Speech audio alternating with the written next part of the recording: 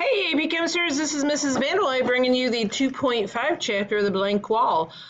We left off earlier when we talked a little about the history of the atom. We can go back here. We talked about Millikan and J.J. Thomson and how they broke through the idea that the atoms are indivisible. Now that with the discovery of the electron, that yes, the atoms can be subdivided. So we're going to do a quick little stop off, a little bit more history, and then work with what is in the atom and do some work with protons, neutrons, electrons a little bit later on. So Ernest Rutherford in 1911 had a breakthrough discovery. He had, prior to this, in the late 1800s, already discovered the alpha and the beta nuclear particles. Okay, so he's been in this field for a little while at this point. So he was interested in knowing if J.J. Thomson's model, the plum pudding model, the chocolate chip cookie model of the atom was correct. So if you know what a chocolate chip cookie likes, the chocolate chips would be the electrons, and the doughy area would be the positive region. They didn't call anything a proton yet. So, but he was trying to determine if that plum pudding model is correct. So he came up with this experiment called the gold foil experiment, where he had this gold foil that he pounded out to the thinnest sheet that he possibly could. So it was the fewest atoms thick of gold. And then he had this screen that could detect the presence of his alpha particles. So in here is his source of alpha. So he shot this through. If you recall, alpha is big and alpha is positive. So if these negatively embedded electrons were in there, he would, see a result for that. But more importantly, if the doughy area of the positive region were there, then the opposites would repel each other. So his hypothesis was that when he shot the alpha particles to the gold foil, that it was just bounce off like the spray of a nozzle. All right, so if you ever put your thumb in a hose and watch that fan-like spray, that's what he expected. That was his expectations. But is that what truly happened? The answer is no.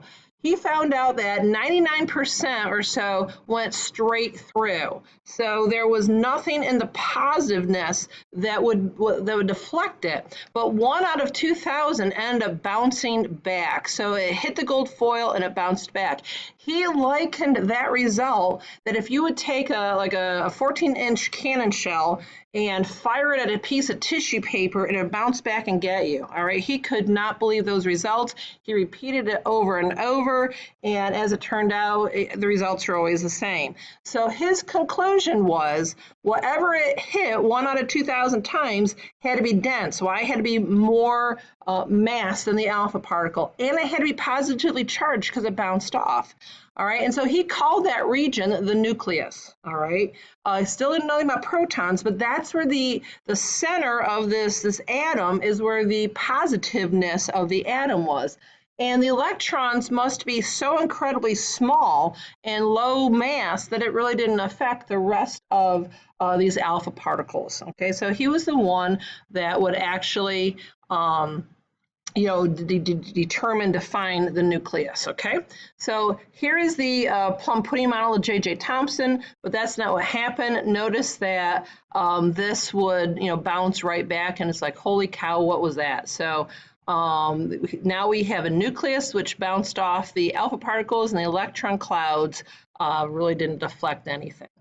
All right, so then later on, James Chadwick, he in the like 1914, I think, was doing his own experiments with some spectroscopy, and he noticed that he could actually count how many of these positive things there were.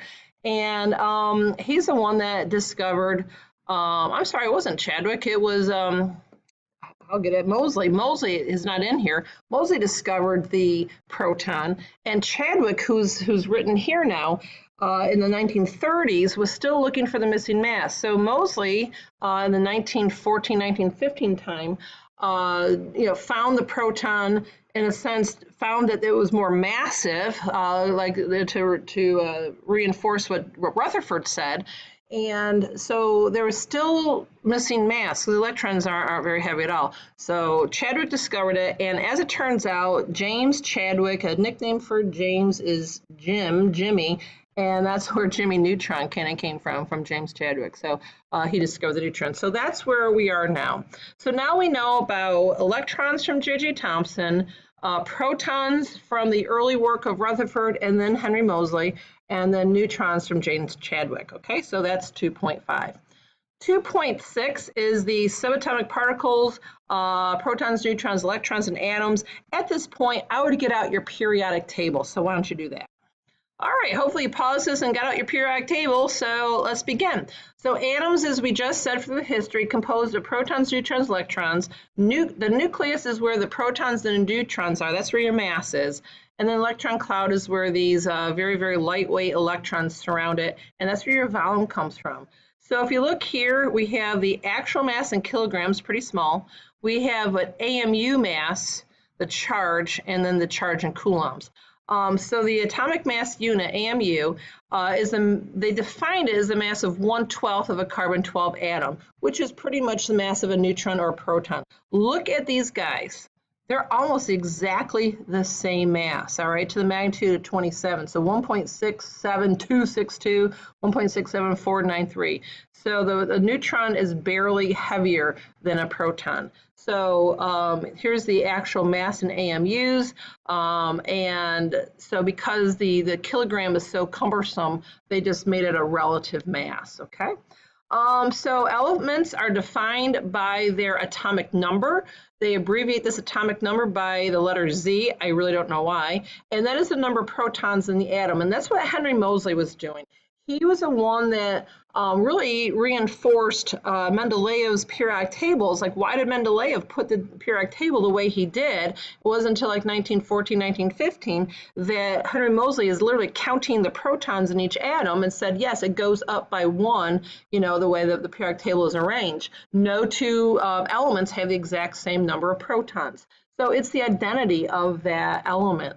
So it says all the atoms of the same element must have the same number of protons. Chemical symbols, they represent the element name. Most are based on their English name, so I just kind of picked the first four for that.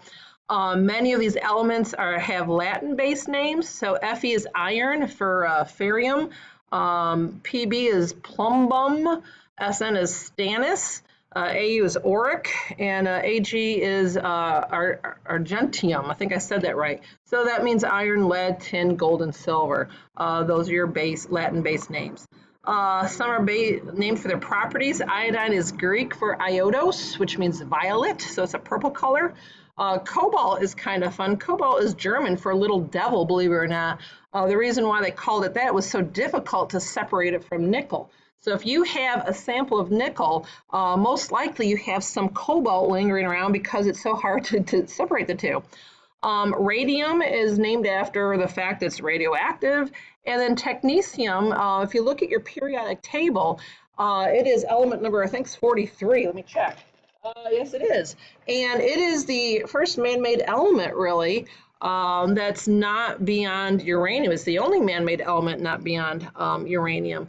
And so they made it in the laboratory, so technetium, technical, there you go. And then we have another batch named for people. And typically these are found at the bottom of the periodic table, and they start naming them after, you know, famous scientists. So curium is Cm, Einsteinium, number 99 is obviously for Einstein. Fermium is Fm, named after Enrico Fermi, who was an Italian physicist who did a lot of groundbreaking stuff in nuclear. MD is Mendeleev, Mendelevium, named after Mendeleev, who organized the periodic table. I think MT is a very interesting story. That's after Lisa Meitner. It's Meitnerium. And like Lisa Meitner was a Austrian Jew in the 1930s, but working in the nuclear field, helping out, you know, Hitler's atomic program in Berlin. And you know, it was kind of dangerous at that time to be a Jew there, let alone being a woman in the science field. So she was really forced to flee Germany.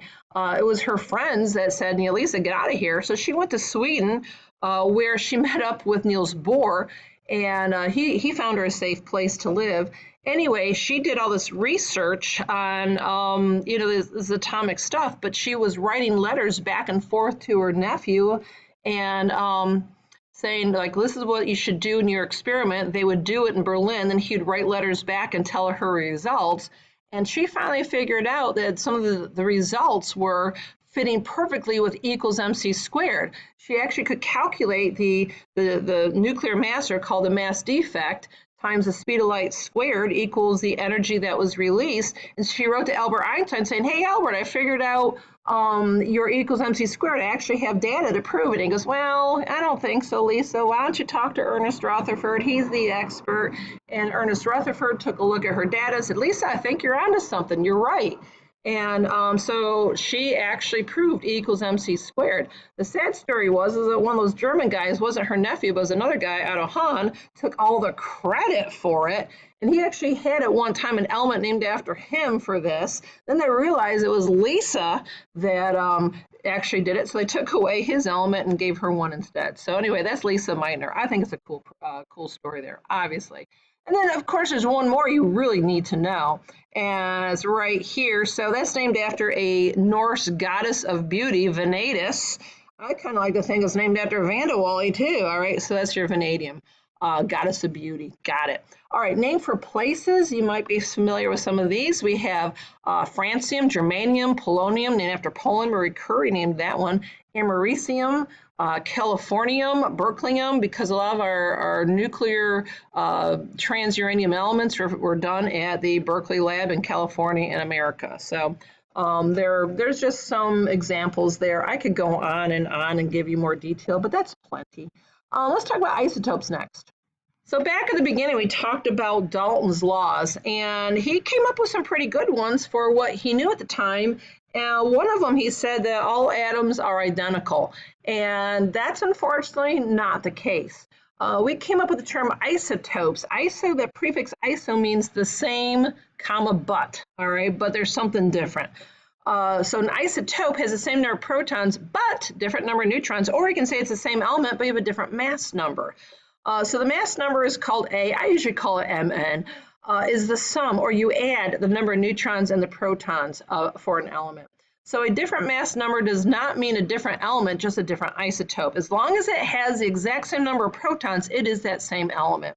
So most elements have at least two stable isotopes. There are some that don't.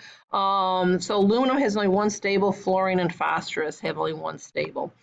Okay, so here is different ways of doing this. So here's an element symbol where you put X, that's your like Cu or your vanadium or V, you put your mass number top. So the big number's on top, all right, the number of protons are on the bottom. Okay, so big number on top, small number. Now sometimes you leave off the Z, you leave off the atomic number. Why is that? Because if you know what element is, you know what the atomic number is, all right? So it's always going to be the same. If it's carbon, the bottom number will always be 6, no matter what the top number is. So putting this Z down there is sometimes redundant. I don't always put it down there just because it's easier not to type it in. Sometimes you also see the chemical name or symbol with a dash mass number. Again, you don't need to say anything about the atomic number because you don't need it. So at this point, it says problem number 7, get out your periodic table. All right, and let's fill in this chart. So you have your periodic table, so find uranium. All right, you see it towards the bottom? What's the atomic number of that? It's 92. Hey, for now, the number of protons will equal the number of electrons, okay? As long as it's a neutral atom, they'll be the same number. So how do I figure out the neutrons? Well, you take your mass number minus your atomic number, and that's equal to the number of your neutrons. Because if you remember, your sum, neutrons plus protons, must always equal your mass number. So I took 235 minus 92 to get 143.